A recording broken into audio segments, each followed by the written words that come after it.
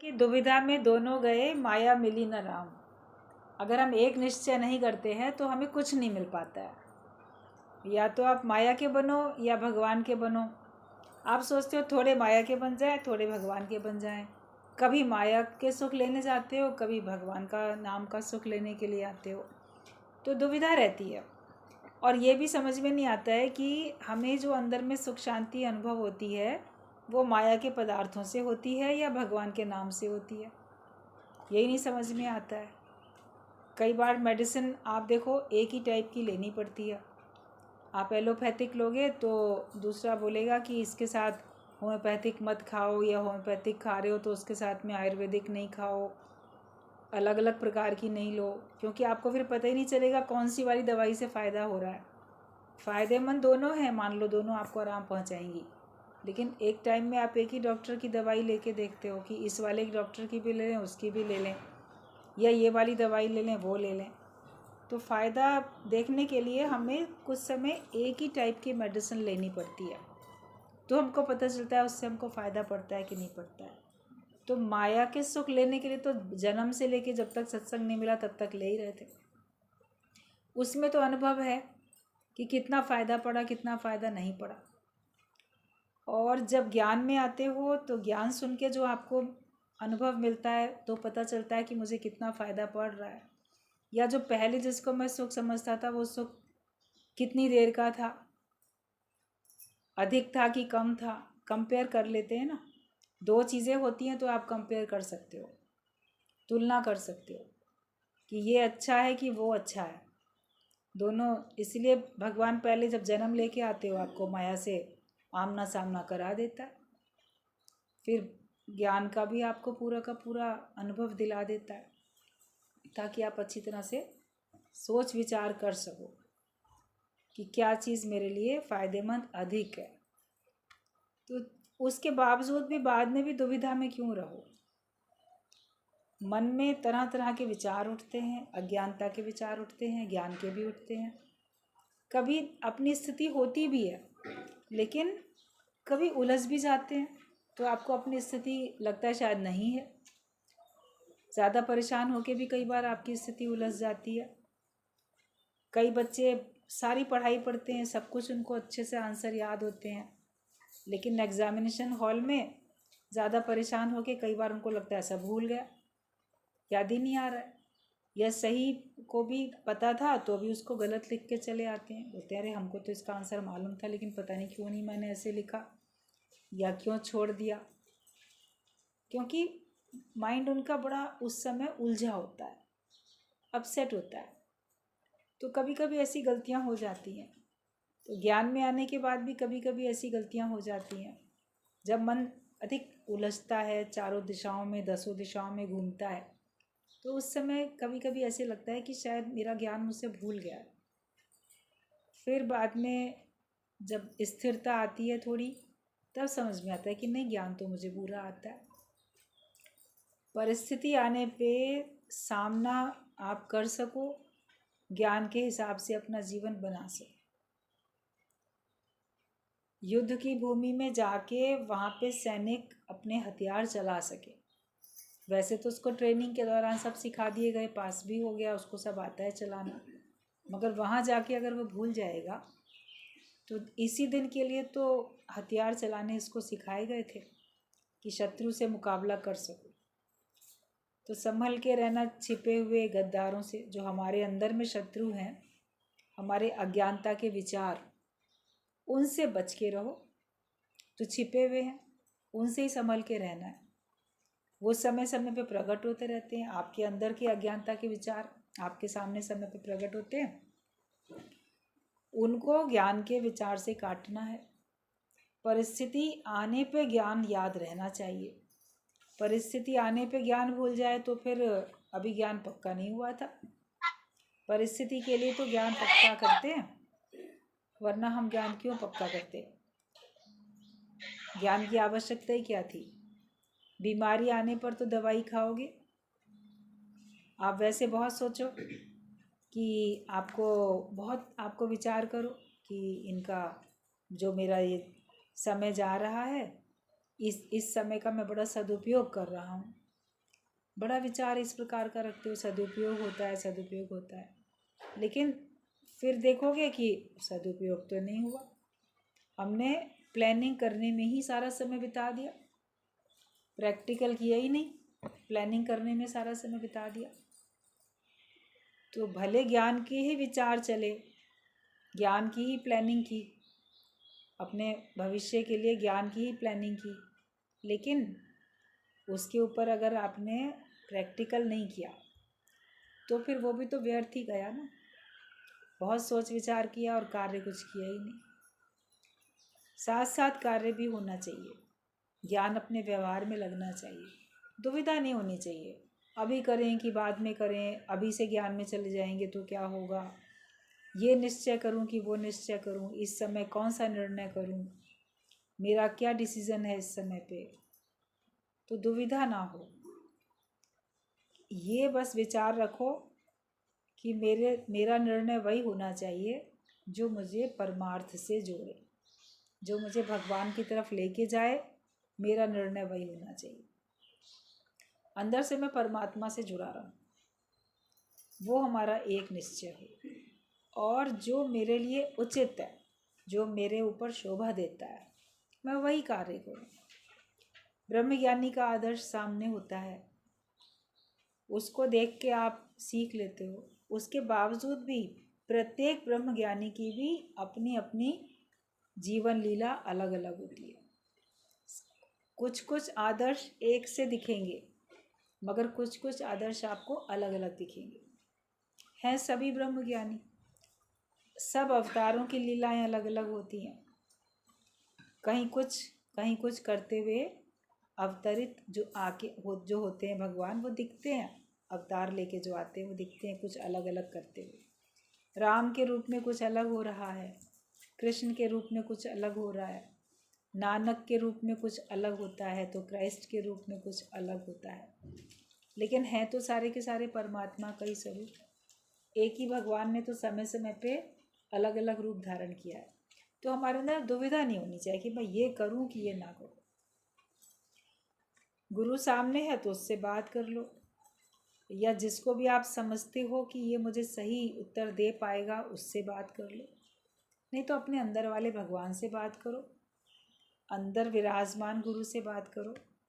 ये विचार करो, इस जगह अगर मेरा गुरु होता तो वो क्या करता। अगर आपने गुरु को अच्छी तरह ऑब्जर्व किया है तो फिर आपसे गलत काम नहीं हो पाएगा, आपको समझ में आएगा भी गुरु तो ऐसा कभी ना करता, तो आप नहीं करोगे, और जो कार्य गुरु करता वो आप कर सकते हो। तो ये भी एक युक्ति होती है कि जो हमको माया से बचाने में सहायक होती है। अपने निश्चय बार बार पक्का रखो और हर एक के सामने अपने निश्चय को ही दोहराओ, आत्मिक निश्चय को ही हमें दोहराना है।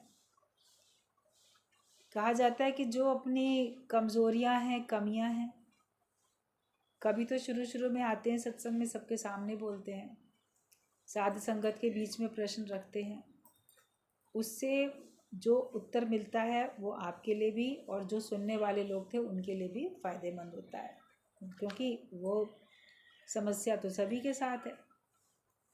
लेकिन जब आप काफ़ी आने लग जाते हो तो आपको लगता है कि अब कैसे पूछें, गुरु क्या कहेंगे, इनके अंदर अभी तक ऐसा अज्ञान है, अभी तक माया के प्रश्न पूछते हैं, या जो सुनने वाले लोग हैं वो क्या कहेंगे, ये मन में आता है। अगर ऐसा मन में विचार आता है कि नहीं मुझे अलग से पूछना चाहिए, तो गुरु तो हमको अलग से भी समय देते हैं, आप अलग से पूछ लो, सबके सामने अपना जितना निश्चय है उतना ही बता दो, और जो अपनी कमज़ोरी है वो अलग से पूछ के उस पर निर्णय कर लो, अपना जो युक्ति बताई उस पर चल जाओ। लेकिन जीवन अपना दुविधा में ना बिताओ, वरना दुविधा बनी रहती है। गुरुजी बोलते थे, एक हाथ में एक हथेली में तुम एक साथ 2 खरबूजे या 2 तरबूज लेके नहीं चल सकते, वो डिसबैलेंस होके गिरेंगे,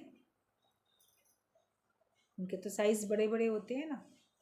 तो आप एक हथेली में ऐसे एक के ऊपर एक रख के अगर चलोगे पकड़ के उनको, तो आप उनको नहीं लेके चल सकोगे। तो एक समय में एक ही काम करोगे तो अच्छा है, दूसरी बात बोलते थे कि एक नौकर एक समय में एक ही मालिक की सेवा कर सकता है, दो मालिक की सेवा नहीं कर सकता। एक मालिक उसको कुछ और आज्ञा देगा कार्य करने की, दूसरा कुछ और बोलेगा, तो दोनों काम वो एक साथ कैसे करेगा। तो हम भी एक समय में अपना एक ही मालिक चुन सकते हैं, या तो भगवान के हिसाब से चलेंगे या हम संसार के हिसाब से चलेंगे। अपने मन के हिसाब से चलोगे या भगवान के हिसाब से चलोगे, एक समय में एक के हिसाब से ही तो चल सकोगे। आप सबकी सेवा नहीं कर सकते कि कुछ भगवान की कर लें तो कुछ घर की कर लें। ईश्वर की जो भी आज्ञा है, शास्त्र के अनुसार, गुरु के अनुसार जो भी हमको आज्ञा दी जाती है कर्म करने की, उस हिसाब से जब हम कर्म करते हैं तो आप देखते हो कि आपका घर संसार भी अच्छा चल पड़ता है। थोड़े समय में बिगड़ा हुआ दिखता है मगर वो फिर अच्छा ही चल पड़ता है। आप भगवान को रिझाते हो तो जगत भी आपसे रिझ जाता है, लेकिन केवल जगत को मनाने में, जगत को रिझाने में लगे रहते हो तो भगवान नहीं रिझते हैं। आप इसको खुश करो, उसको खुश करो, सबको खुश करते रहोगे, मोह होगा तो आपका भी मन खुश रहेगा कि ठीक है, मैं जो हूँ अपने परिवार वालों को खुश करके बैठा हूँ, ये लोग मेरे से बड़े खुश हैं। मगर ये देखो कि वो कब तक आपसे खुश हैं, जब तक आप उनके अनुसार चल रहे हो। कभी एक बार भी आप अपने अनुसार चलो और फिर भी अगर वो खुश हो, तब तो आपने उनको खुश किया तो अच्छा है। उनकी खुशी में आप खुश होते हो, आपकी खुशी में वो खुश होते हैं, दोनों तरफ से बात होनी चाहिए ना। आप दूसरे का ख्याल रखते हो तो दूसरा भी तो आपका ख्याल रखे। आपको अगर भक्ति मार्ग पसंद है, ज्ञान का मार्ग पसंद है, निष्काम कर्म का मार्ग पसंद है, तो आप उसी हिसाब से चलो तो उनको भी अच्छा लगे, वो भी खुश हो जाए। अच्छा मार्ग अगर आपने अपनाया जो संतों की दृष्टि में अच्छा है, शास्त्रों की दृष्टि में अच्छा है, भगवान की दृष्टि में, ब्रह्मज्ञानी गुरु की दृष्टि में जो अच्छा काम है, वो संसार वालों की दृष्टि में भी अच्छा ही होता है। लेकिन जो जगत वालों की दृष्टि में गलत काम है, भगवान की दृष्टि में भी, शास्त्रों की दृष्टि में भी गलत है, तो वो तो गलत ही है। उससे तो अपना छुटकारा हमें पाना है। तो दुविधा नहीं रखो, बोलो मुझे ज्ञान के हिसाब से चलना है, मेरे को पूरा ज्ञानवान होके रहना है, वरना कहा जाता है कि दुविधा में दोनों गए, माया मिली न राम। अगर बीच में चलोगे तो तुम दब जाओगे। सड़क पे भी तो एक किनारे ही चलते हैं, बीच में चलेंगे तो दबेंगे। तो हम एक साइड हो जाएं। क्या भरोसा है जिंदगी का। एक तरफ अपना माइंड मेकअप कर लो। आप बोलो बाद में करेंगे, तो बाद में पता नहीं वो समय आएगा कि नहीं आएगा। नाउ और नेवर, अभी नहीं तो कभी नहीं। मैं आज ज्ञान के हिसाब से चलूं तो मेरे लिए बेहतर है। कल से जीवन बनाएंगे, कल से ऐसा करेंगे। भी पढ़ाई करने के लिए तो एग्ज़ाम जब आते हैं तो उसी दिन थोड़ी पढ़ते हो। आपके फाइनल एग्ज़ाम्स हैं, बच्चे जब जाते हैं स्कूल में एडमिशन लेते हैं, पढ़ाई करते हैं, मान लो बोर्ड एग्ज़ाम है या जो भी क्लास में है वो जो उसका एग्ज़ाम है, तो साल भर पढ़ता है ना, उसकी तैयारी साल भर से करता है, तब जाके वो एग्ज़ाम में बैठता है, तब बिना कॉपी किताब देखे जो प्रश्न पूछे गए उनके जवाब देता है, उसमें उसको नंबर मिलते हैं। तो पढ़ाई तो पहले से ही करनी पड़ती है। आप बोलो कि नहीं जिस दिन इम्तहान होगा उसी दिन पढ़ लेंगे, उसी दिन याद कर लेंगे, उसी दिन पास हो जाएंगे, तो कैसे होगा ऐसे। आप ब्रह्म ज्ञान को भी ऐसे ही समझो। आप सोचते हो कि जब बीमारी आती है तब दवाई खा लेते हैं, तो जब दुख पड़ेगा तब भगवान के शरण में चले जाएंगे, जब परेशानी होगी तो भगवान को याद कर लेंगे। मगर ये समझ के बैठो कि जब परेशानी आएगी तो तुम भगवान को याद करके स्थिर नहीं हो पाओगे। याद तो करोगे भगवान को उस समय, लेकिन आप पास नहीं हो पाओगे परीक्षा में, अस्थिर रहोगे, दुखी रहोगे। तो इसके लिए पहले से तो हमको अपनी तैयारी करनी पड़ती है। दृढ़ निश्चय करना एक ही दिन की बात नहीं होती है, उसके लिए संकल्प लेके आपको अपना जीवन बनाना पड़ता है। तो हम उसी हिसाब से अपना जीवन आगे बनाते चले जाएं। दृढ़ निश्चय में हम रहें, स्थिरता में रहें। हम क्यों ऐसे सोचें?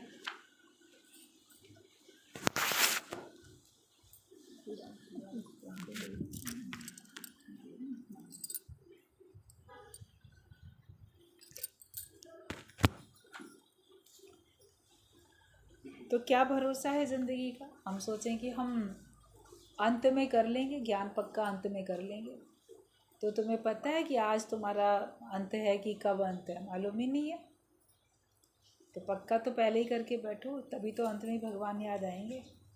जब अभी हमारा मन चारों तरफ भटक रहा है, कभी खाली बैठे हो, लेटे हो, रात को सोने के लिए आप बिस्तर पे लेट गए, या सवेरे उठे अभी बिस्तर छोड़ा नहीं है, या उठ भी गए हो, तो देखो ख्याल कौन से चल रहे हैं।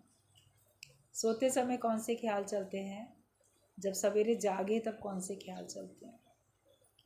अगर भगवान के ही चल रहे हैं सोते समय भी और उठते के समय भी, तो समझो कि हाँ सचमुच में अंदर भगवान का भाव है आपका। क्योंकि दिन भर तो कार्य में इतने लगे रहते हो कि जो कर्म करते हो उसी के विचार चलते रहते हैं। हालांकि अभ्यास जिनका होता है वो कर्म करते समय भी हाथ रख काम में और दिल रख राम में, ये उनका रहता है कि उनका मन भगवान में रहता है और हाथ उनके कार्य में लगे रहते हैं। मगर आप सवेरे सवेरे उठ के और सोते समय जो विचार रखते हो वो आपके अंदर में हैं बसे हुए। इसलिए अपने अंदर के विचार ज्ञानवान वाले होने चाहिए। सोते समय भी भगवान का ध्यान करके सो, क्योंकि नींद जो है वो जैसे आपके जगत की प्रलय करने के लिए आई है। सो जाओगे तो सारे जगत की प्रलय हो गई ना। ऐसे मृत्यु आएगी, वो भी आपकी जगत की प्रलय करने के लिए आएगी। तो नींद तो रोज़ की छोटी छोटी प्रलय है। तो जो सोते समय विचार कर रहे हो तो वो मृत्यु के समय भी आएंगे विचार। जो सवेरे उठ के विचार करते हो वही विचार आपके अंत में भी चलेंगे, क्योंकि हम हैं ही उन्हीं में लिप्त। न चाहते हुए भी आपको वही बातें याद आती हैं। उसमें आप ज़बरदस्ती भी भगवान का ध्यान करो, फिर भगवान का ध्यान करते करते कुछ और ध्यान आने लगेगा, फिर प्रैक्टिस करो। तो ये तो अभ्यास करना ही पड़ेगा। और किसी और विचार में हम लिप्त होते हैं तब जब जगत को सत्य मानते हैं, परिस्थितियों को भी अपने से लागू हुआ मानते हैं, उनको हम किसी और का नहीं मानते। मेरा है, ये मेरी परिस्थिति है। सरल बात गुरुजी ने बताई कि सॉरी रॉन्ग नंबर बोल के अपने माइंड को झटक के सीधा स्थिर कर लो कि रॉन्ग नंबर, मेरे से बात लागू नहीं होती है। फ़ोन आता है, कोई और गलत नंबर आता है, कहते हैं ना नहीं ये मेरा नहीं है, आप जिनसे बात करना चाहते हो वो मैं नहीं हूँ, और ये जो नंबर आपने डायल किया वो ये नंबर नहीं है, आपने गलत नंबर डायल कर दिया। तो परिस्थितियाँ आए या आपका मन आपको कुछ सुनाए तो बोलो ये मैं नहीं हूँ, ये गलत नंबर तुमने डायल किया है, ये परिस्थिति मेरे से लागू नहीं होती है, मुझ आत्मा से कोई जगत की बात लागू नहीं होती। ये अभ्यास करना पड़ता है। अभ्यास और वैराग्य से ही तो भगवान मिलेंगे, बिना अभ्यास के नहीं। तो अभ्यास एक ही दिन में थोड़ी हो जाता है, अभ्यास को तो हमें काफ़ी समय तक करना पड़ता है। वैराग्य पक्का भी काफ़ी समय में होता है, फिर उसको लगातार निरंतर बनाए रखना होता है। तो देखना ये वृत्ति ब्रह्म से पलटा नहीं खाए, जो ब्रह्माकार वृत्ति गुरु से मिलती है वो ब्रह्म से पलटा नहीं खाए। दे छोड़ अमीरस विषय जहर न खाए। ये जो ज्ञान का अमृत रस है इसको छोड़ के विषयों का विष ना खाने लग जाए। अपने मन की मनोवृत्तियों को हमको हर पल देखना पड़ता है, क्योंकि क्या भरोसा है ज़िंदगी का। ज़िंदगी का तो किसी का कोई भरोसा नहीं है। जो आया है वो जाएगा, ऐसा नहीं होगा कि जो आया है वो जाएगा ही नहीं। और शरीर जब छूटेगा तो धीरे धीरे उसकी सारी शक्ति कम होती जाएगी, अंदर अंदर वो जैसे छूटता चला जाएगा। कोई ना कोई कारण बन जाते हैं किसी का भी शरीर छूटने के, तो फिर कहते क्या हो गया था इसको, ये हो गया था। तो शरीर छूटने का कोई ना कोई तो बहाना बनता है। इतना समझो कि जो शरीर सामने है आज हमारे पास, हमारा अपना या हमारे अपने वालों का, उनमें मेरी आसक्ति ममता ना हो कि प्रेम हो, और प्रार्थना हो परमात्मा से कि परमात्मा मेरा जीवन तुम्हारे ही तरफ जाए, तुम्हारे ही रास्ते पे चले, मेरा मन कभी भी तुम्हारे भक्ति से ज्ञान से विमुख ना हो। ये प्रार्थना भगवान से करते चलो, भगवान का आशीर्वाद मांगते चलो। सारी प्रकृति का, सारे हर एक का, जड़ चेतन का हर एक का आशीर्वाद हमें चाहिए होता है जब इस राह पे हम आगे बढ़ते हैं। दूसरे का भी शरीर है तो भी भगवान से प्रार्थना ही करो कि इसको भी सत्य का मार्ग दिखे, जो ज्ञान हमको समझ में आया वो इसको भी समझ में आए, ये भी भगवान तुम्हारे रास्ते पे चले। इस जन्म में चलता है तो बहुत अच्छी बात है, इस जन्म में नहीं चलता है, नहीं चल पाया कोई, तो परमात्मा आगे इसको ऐसा अवसर देना कि ये आपके ज्ञान मार्ग में चल के अपना जीवन सफल करे। अच्छी ये शुभ प्रार्थना, शुभ संकल्प आप अपने लिए और हर एक के लिए रख सकते हो। बाकी तो शरीर तो सबके ही विनाशी है। खेल देखते जाओ, भगवान का जो खेल है वो देखते जाओ, उसमें हम कुछ बदलाव नहीं कर सकते हैं। जो होना है वो होता ही होता है। जो आटा पिसाकर लाए हो, क्या वो पूरा ख़त्म कर सकोगे? क्या तुमको भरोसा है? इसलिए आज ही आत्मा का निश्चय पक्का करो। बाज़ार से पिसा पिसाया आटा मान लो आप 10 केजी का खरीद के लाए, तो क्या तुमको भरोसा है ये पूरा मैं खा सकूँगा? गेहूँ पिसवा के ले आए मान लो एक कनस्तर भर के, तो क्या आपको पता है ये पूरा हम खा ही पाएंगे? ज़रूर खा सकेंगे, क्या मालूम। घर में राशन तो बहुत ला के रखा है, सब भरा पड़ा है, लेकिन दाने दाने पे लिखा है खाने वाले का नाम। जो अन्न जो जल तुम्हारे हिस्से का है उतना ही तुम्हारे अंदर जाएगा, उतना ही तुम खा सकते हो, उतना ही तुम पी सकते हो, उससे अधिक नहीं खा सकते। एक बार एक सत्संग परिवार में ही जैसे शाम को कुछ खाना वगैरह बनाया, फिर ऐसे ही बातों बातों में ही ख्याल आया कि जो बहू थी वो बोली कि चलो बाहर चलते हैं और आज खाना बाहर खाएंगे, जो बना रखा है उसको रहने दो, या ऐसा करेंगे। तो कहा कि बन गया है खाना, तो बोली चलो चलते हैं। और उसके ससुर की थोड़ी सी तबीयत ढीली ढाली थी, ऐसा नहीं था कि बहुत बीमार है। बोले चलो इनका चेकअप भी करा लेते हैं और चेकअप करा के बाहर से खा के आएंगे। पता नहीं बना है। बोले कोई बात नहीं, चेकअप कराने चले चलते हैं हॉस्पिटल डॉक्टर के पास और लौट के आके खा लेंगे, अभी टाइम है, चलो अभी चलते हैं। तो बेटा बहू सास ससुर सब लोग गाड़ी में बैठ के चले गए। बोले पहले डॉक्टरों को दिखा लें, अपना चेकअप वगैरह करा लें, उसके बाद बाज़ार से खाएंगे, नहीं तो घर में रखा है खाएंगे, नॉर्मल है। और वहाँ चेकअप कराया तो वो कहता है आपकी तो हार्ट की थोड़ी समस्या बड़ी लग रही है, आप लारी में चले जाओ, एक बार वहाँ आप करा के आओ। और वहाँ गए, वहाँ जाते जाते उनकी तबीयत थोड़ी सी घर में बिल्कुल नॉर्मल से ही थे, ठीक ठाक थे, वहाँ थोड़ी सी खराब होने लगी। उन्होंने कहा कि नहीं हम आपको एडमिट करके चेकअप करेंगे। अब वो कहे हमें तो नहीं एडमिट होना, लेकिन चलो किसी सूरत शाम का समय था, रात का समय, तो वहीं रखा। फिर यहाँ नहीं, सहारा हॉस्पिटल ले जाएंगे, हम तो सहारा हॉस्पिटल ले गए। और वहाँ से वहाँ ले गए, वहाँ से वहाँ ले गए। जो खाना घर में रखा था वो किसी ने नहीं खाया और बाज़ार में भी नहीं खाया। हॉस्पिटल वाले बोले हम अपना हॉस्पिटल का खाना देंगे इनको। तो अन्न जल उनके अपने घर में जो बनवाया था वो नहीं था, बाज़ार का भी नहीं था, और हॉस्पिटल में ये चेकअप वो चेकअप, हफ्ता 10 दिन एडमिट वहीं पे रह के, तो घर का अन्न जल नहीं था ना। फिर वहीं हॉस्पिटल में ही उनका शरीर शांत हो गया, 8-10 दिन के बाद उनका शरीर शांत हो गया। तो ये था कि दोपहर में खाया खाना, शाम को पानी चाय जो कुछ पी होगी, मगर उसके आगे उनका घर में नहीं था लिखा हुआ। अस्पताल का खाना था, वहाँ का था, और उसके बाद जाना ही जाना था। तो क्या भरोसा ज़िंदगी का, किसका कहाँ कितना अन्न जल है। कोई बहुत अधिक खाता है फिर चला जाता है, कहते इसके ने अपने हिस्से का पूरा कर लिया। कोई नहीं खाता है, खाना पानी छोड़ देता है, कहते इसने पहले से ही छोड़ दिया था, उसका पहले से ही अन्न जल उठ गया था। तो कह नहीं सकते ना किसका क्या भरोसा है। तो इसके लिए हम क्यों ना आज ही आत्मा का निश्चय करके बैठे, ना अपने शरीर का ठिकाना ना दूसरे के शरीर का ठिकाना, लेकिन सबको ये राह मिले और सब अपने जीवन में योग लगा के बैठें, सुख शांति से बैठें।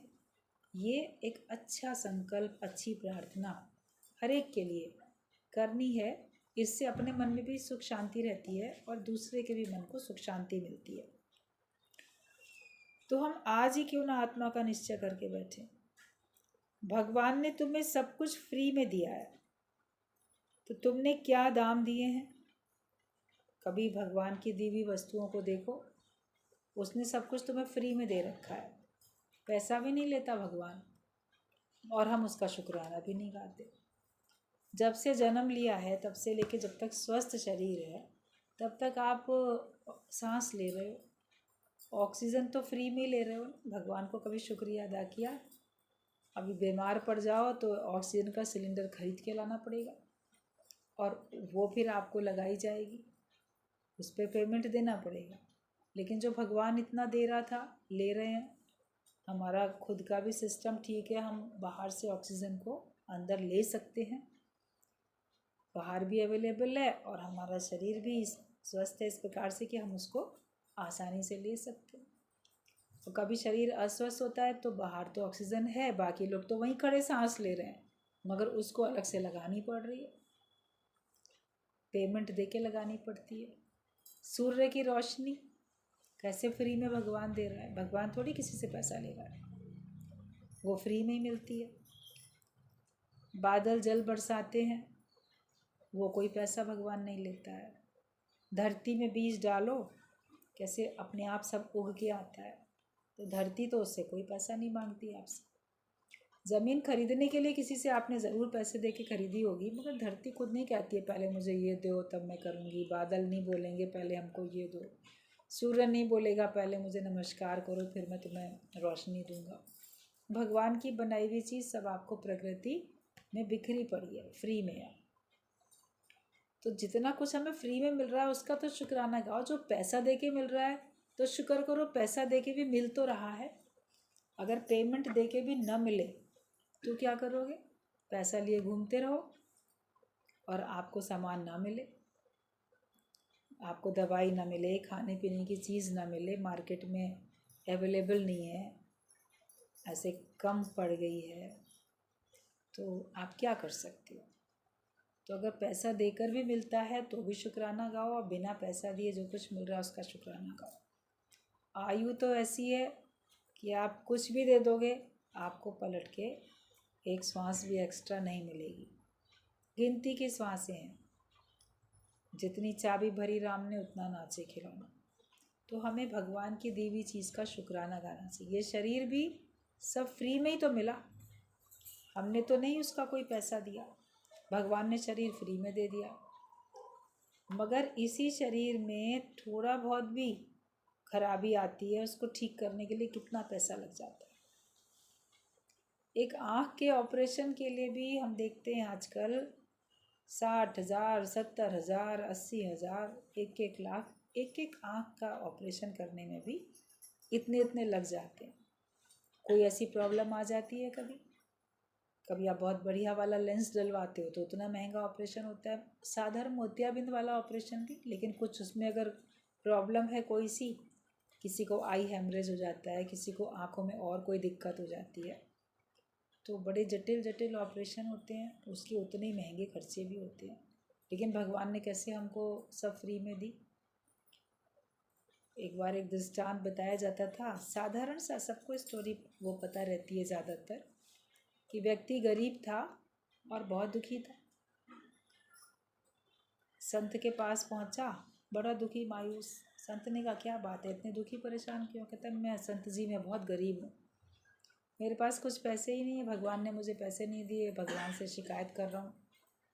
तो संत ने कहा कि भगवान ने तुम्हें पैसे नहीं दिए, लेकिन करोड़ों का कीमती शरीर तो दिया, इसी शरीर से तुम करोड़ों रुपए कमा सकते हो, मेहनत करो तुम्हें मिलेगा। ये शरीर ही बहुत कीमती है। पूरा शरीर क्या कीमती है, मतलब तुमने पैसे नहीं दिए ना, इसलिए तुमको पता नहीं है। अच्छा, मैं अगर तुमसे कहूँ कि मैं तुम्हें 1,00,000 रुपए दूंगा, तुम अपनी एक आँख निकाल के मुझे दे दो, तो तारे नहीं नहीं 1,00,000 भी दोगे, अपनी आँख कैसे दे दे?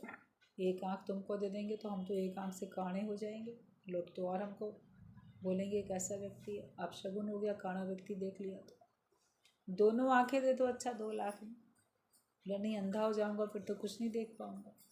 अच्छा एक हाथ दे दो, एक पैर, दोनों हाथ दोनों पैर, कोई अंग देने को तैयार नहीं हुआ।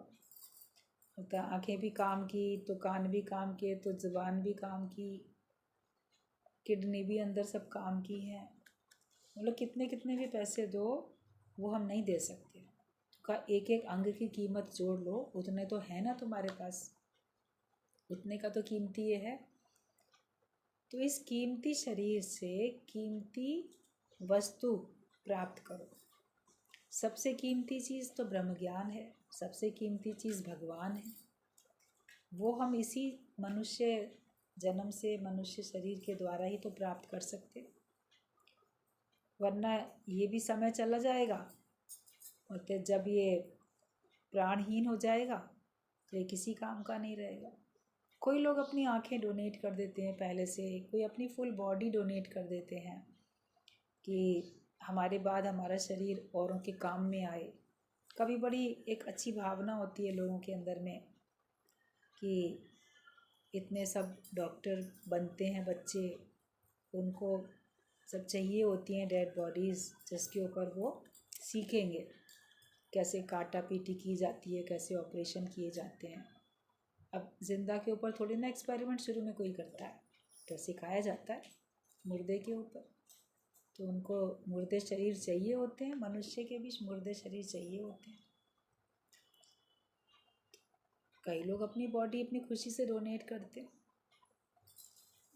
एक आती थी सत्संग में, इधर अलीगंज में ही रहती थी, तो बहुत इस प्रकार का उनका भाव था। तो जब उनका शरीर शांत हुआ तो हम गए, देखा हमने, पति भी थे, पुत्र भी थे, सब थे, मगर उन्होंने अपनी बॉडी डोनेट कर दी थी मेडिकल कॉलेज को। तो उन्हीं की गाड़ी आके उसको लेके गई, उन्होंने वहीं से उसको सजा संवार के भेज दिया। ये उनका था। अब ये नहीं है कि किसी का कोई होता नहीं अंतिम संस्कार करने वाला इसलिए वो अपनी बॉडी डोनेट कर देते हैं, ऐसी बात नहीं होती है। किसी के मन में ऐसी भावना होती है कि मेरा शरीर मृत्यु के बाद भी काम में आए, तो अपने पूरे अंग भी डोनेट कर देते हैं। तो तुरंत का तुरंत ही वो लोग आँखों को भी, किसी जिसके पास आँखों की ज़रूरत है, आँख नहीं है, उसको वो दे देते हैं। जिसको किडनी की ज़रूरत है उसको एकदम तुरंत निकाल के किडनी दे देते हैं। किसी को बाकी शरीर अपना वो सीखने के काम में आता है। वो तो चलो अभी साइंस की इतनी तरक्की है कि थोड़ा बहुत मृत्यु के बाद ये शरीर काम में आ जाता है, मगर उससे कहीं अधिक फ़ायदा जीते जी हम अपने शरीर से सर्व के हित के लिए करा सकते हैं। वो तो हम फ़ायदा चलो देंगे, मानव जाति को, लोगों को देंगे मृत्यु के बाद, वरना तो पहले जब इस प्रकार की सुविधाएं नहीं थी तो प्राण चले गए तो ये मिट्टी ख़त्म, फिर तो उसको समाप्त कर दो, ये तो अग्नि पे समर्पित हो गया। ये तो थोड़ा बहुत, वो भी तुरंत ही उसको कर लो, कुछ हिसाब किताब तो होता है, देर हो जाती है तो वो भी नहीं निकाल सकते, ना आपकी आँखें ना किडनी, कोई चीज़ आपकी बाद में कि चलो बहुत पुरानी है हो गई है डेड बॉडी, बस फिर सीखने के काम में भले आ सकती है मगर वैसे कुछ काम में नहीं आ सकती। तो जीवित स्थिति में आप जितना अधिक काम में आ सकते हो, मृत स्थिति में तो थोड़ा उतना अधिक काम में आ सकते हो। क्यों ना जीते जी सबको फ़ायदा पहुंचाओ। जीते जी फ़ायदा पहुंचाओगे तो दूसरों को प्रसन्न देख के आपका मन भी प्रसन्न होगा। मृत्यु के बाद फ़ायदा पहुंचाया, थोड़ा लोग याद करेंगे, उसके बाद भूल जाएंगे। और आप तो नहीं जान पाओगे कि कोई कितना खुश हुआ, कौन कितना खुश नहीं हुआ। ज्ञान से जीते जी हम सबको फ़ायदा पहुंचाते हैं और उसमें अपना भी फ़ायदा होता है। जो भगवान ने दिया है ब्रह्म ज्ञान, इस ब्रह्म ज्ञान के लिए भी कोई फीस नहीं सच्चा गुरु लेता है। बाकी और के लिए तो आपको कोचिंग सेंटर में जाओ, ट्यूशन लगाओ, घर में स्कूल में जाओ तो वहाँ पे फ़ीस दो, तभी आपको संसार की कोई विद्या सीखने को मिलेगी। बिना पैसा दिए नहीं मिलती है। लेकिन ब्रह्म विद्या एक ऐसी विद्या है जो कि सच्चे ब्रह्मज्ञानी संत के द्वारा हमको फ्री में मिलती है।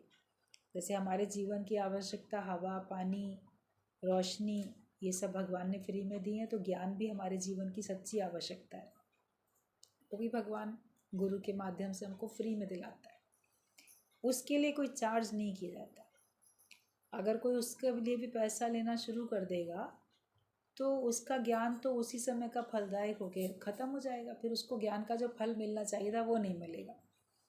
आपने उसका फल पैसे के रूप में पहले ले लिया, तो जो उसका फल आपको आनंद और शांति और भक्ति और मुक्ति के रूप में मिलता वो नहीं मिलेगा।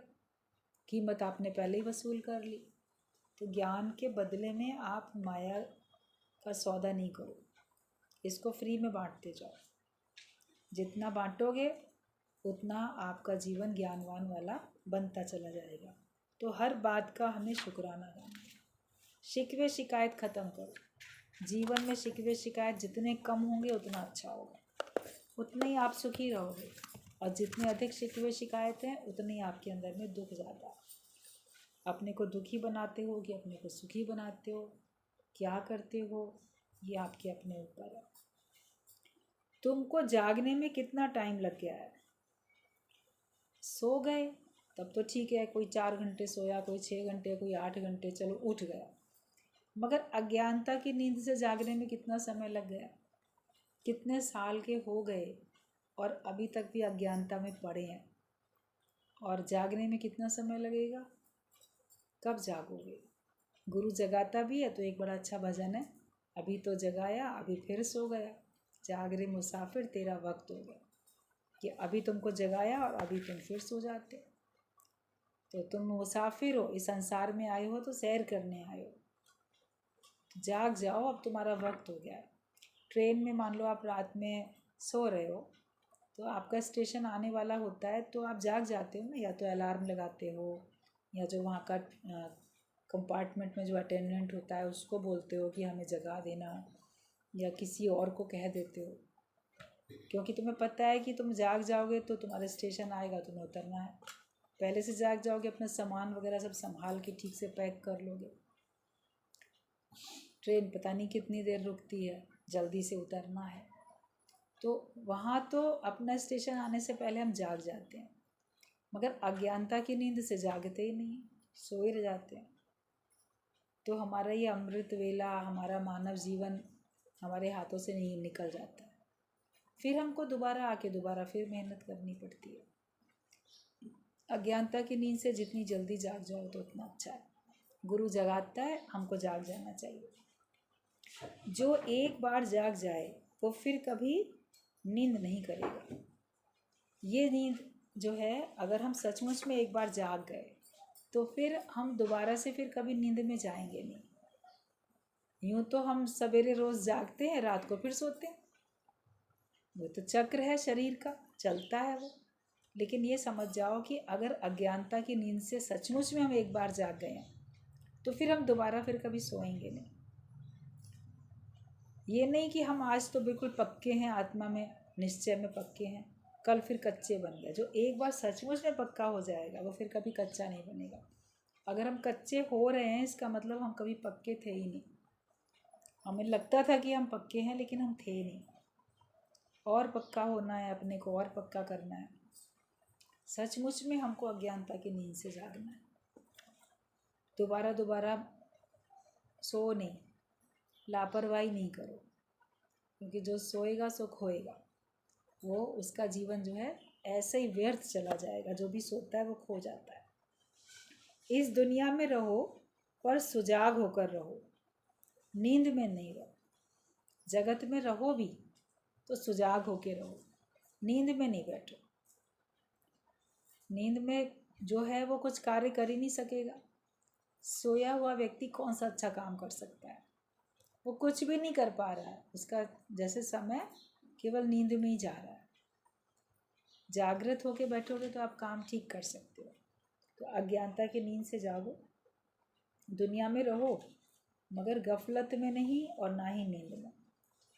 तुम्हारे अंदर तुम्हारा ज्ञान और अज्ञान दोनों ही मिक्स हैं, तो फिर दीपक तो फड़फड़ करता रहता है, जो बात अभी चल रही थी। ज्ञान और अज्ञान दोनों ही तो मिक्स हैं, तो हमारा दीपक फड़फड़ करता है, मतलब तेल और पानी मिक्स है।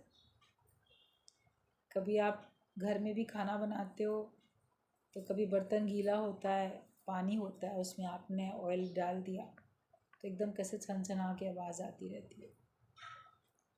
फिर आखिरकार उसको जब अग्नि में रख के संपर्क में बनाए रखते हैं तो वो पानी उसका सूख जाता है। ज्ञान की अग्नि हमेशा निरंतर हमारे हृदय में जीवन में जलती रहे, उससे अलग मत हो जाओ। अलग हो जाओगे तो फिर हमारे अंदर में अज्ञान फिर आएगा और हमारे ऊपर जैसे एक पर्दा पड़ जाएगा। तो मिक्स नहीं हो जाओ। हर एक के अंदर में कोई लोग हैं पूरे अज्ञानी हैं, कोई लोग हैं पूरे ज्ञानी हैं, मगर ज़्यादातर लोग आधे अधूरे हैं, कुछ ज्ञान कुछ अज्ञान। ज़्यादातर मैक्सिमम लोग ऐसे होते हैं। तो वो फिर इधर उधर उनको पूरी तरह से चैन नहीं मिलता, पूरी तरह से उनको आनंद नहीं मिलता है, और वो कहीं किसी एक मंजिल पे पहुंच भी नहीं पाते हैं, दुविधा में ही रह जाते हैं। तो जो बात चल रही थी कि हमें दुविधा में नहीं रहना, अपने अंदर के ज्ञान को और अज्ञान को दोनों को अलग अलग करो। सभी में भगवान समाये हैं, सभी भूत प्राणियों में आत्मा समाया है, और कोई तुमसे जुदा नहीं है, तुमसे भी कोई अलग नहीं है। अपने को किसी से अलग नहीं समझो, न किसी को अपने से अलग समझो। तत्व की दृष्टि से देखोगे तो सब एक ही हैं। जैसे पानी में, नहर में आपने बीच में कुछ ऐसे डाला, लकड़ी का लट्ठा या कोई लोहे का पटरा, तो वो डिवाइड हुआ दिखता है दो जगह पे पानी, लेकिन जब उसका बीच का हटा देते हो तो पानी तो फिर एक।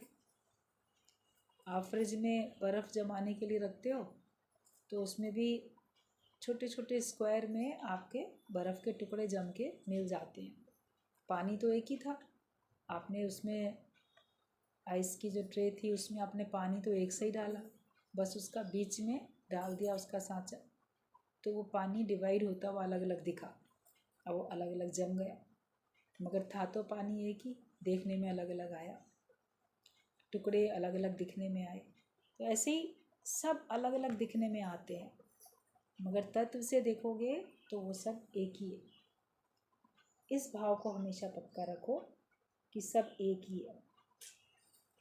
गुरु तुमको वैराग्य देता है, जिसको वैराग्य है उसको ज्ञान देता है, जिसको ज्ञान है उसको मुक्ति दे देता है।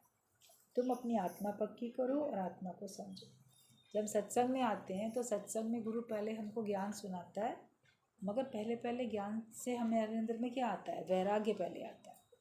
अगर जगत के प्रति आसक्ति है, जगत के प्रति राग है, तो ज्ञान पक्का कैसे होगा? नींव पहले खुदती है ना, नींव पहले भरी जाती है, नींव पहले मजबूत की जाती है, तब तो बिल्डिंग बनती है। नक्शा तो आपने बिल्डिंग का पास कराया, लेकिन जब आप बनाने चलते हो, बनवाते हो, तो पहले नींव। आप बोलोगे हमको नींव की क्या ज़रूरत थी, हमको तो कमरे छत ये सब चाहिए थे, मगर वो नींव नहीं होगी तो आपके कमरे छत टिकेंगे किस पे? तो वैराग्य की नींव पर ही ज्ञान टिकता है। अगर हमारे अंदर वैराग्य नहीं होगा तो हमारे अंदर ज्ञान भी नहीं टिकेगा। तो सत्संग में जब आते हैं तो जो लोग बड़े राग में हैं, माया में लिप्त हैं, गुरु उनको वैराग्य देता है कि पहले वैराग्य तो पक्का हो, और जब आपके अंदर वैराग्य पक्का है तो फिर आपको ज्ञान भी देता है। जैसे ज्ञान हमको पक्का होने लगता है, जिसका वैराग्य पक्का नहीं है उसको ज्ञान भी पक्का नहीं होगा। और अगर हमको वैराग्य पक्का है तो ज्ञान हुआ, और जब हमारा ज्ञान पक्का हो जाता है तब हमको मुक्ति मिलती है। आप सोचो, आवागमन के चक्कर से मुक्ति मुझे मिल जाए, तो जब तक हमारा ज्ञान पक्का नहीं होगा तब तक हमको आवागमन के चक्कर से मुक्ति नहीं मिलेगी। बिना आत्मा के ज्ञान के हमारे को मुक्ति मिलेगी नहीं, हमारा योग भगवान से लगेगा नहीं। तो आत्मा का ज्ञान हमको पक्का करने के लिए वैराग्य को पक्का करना है, ज्ञान को पक्का करना है, आत्मिक निश्चय में रहना है। तो आत्मा पक्की करो और आत्मा को समझो। अष्टावक्र ने राजा जनक को आत्मा ही तो पक्की कराई। उसके पास ज्ञान भी था, थोड़ा थोड़ा वैराग्य भी था। जो प्रश्न उसने गुरु से पहली बार में पूछे, उन प्रश्नों से ही उसको समझ में आया कि इसके पास वैराग्य भी है, इस संसार की बातें नहीं पूछ रहा है। लेकिन ये है कि अभी इसको आत्मा पक्की नहीं है, थोड़ा थोड़ा इसको ज्ञान है, थोड़ा नहीं है, थोड़ा वैराग्य है, थोड़ा नहीं है, लेकिन इसको अभी अपने स्वरूप का पूरा ज्ञान नहीं है। तो उसको फिर आत्मा तो पक्की कराई, ज्ञान देके, वैराग्य पक्का करा के और करके निश्चयात्मक बुद्धि में रहोगे तो सत्संग में आना हमारा सफल होगा। हर ब्रह्म ज्ञानी आप समान बनाने के लिए ही मेहनत करता है और हर एक को वो आप समान बनाता है। हम आप समान बनने के लिए तत्पर हो जाएं, हम इस बात के लिए तैयार हो जाएं कि हम भी ब्रह्म ज्ञानी पूरे पक्के बनेंगे। हमारे अंदर में अधूरापन ना रहे, हमारे अंदर में कोई भी कच्चापन ना रहे। तो हमें अपनी आत्मा को अपने निश्चय में पक्के तौर पे ले आना है। तभी आप देखोगे कि आपको कोई भी दुख अनुभव नहीं होगा और हमेशा हम आनंद की स्थिति में रहेंगे। तो ये बताओ कि अभी वैराग्य है कि नहीं है, जगत के प्रति राग है कि वैराग है, ज्ञान कितना पक्का हुआ, अपने स्वरूप को हमने, अपने आत्मा को हमने कितना पक्का किया है। भी अपना सुन के अपने अपने अंदर में अपनी चेकिंग हो जानी चाहिए।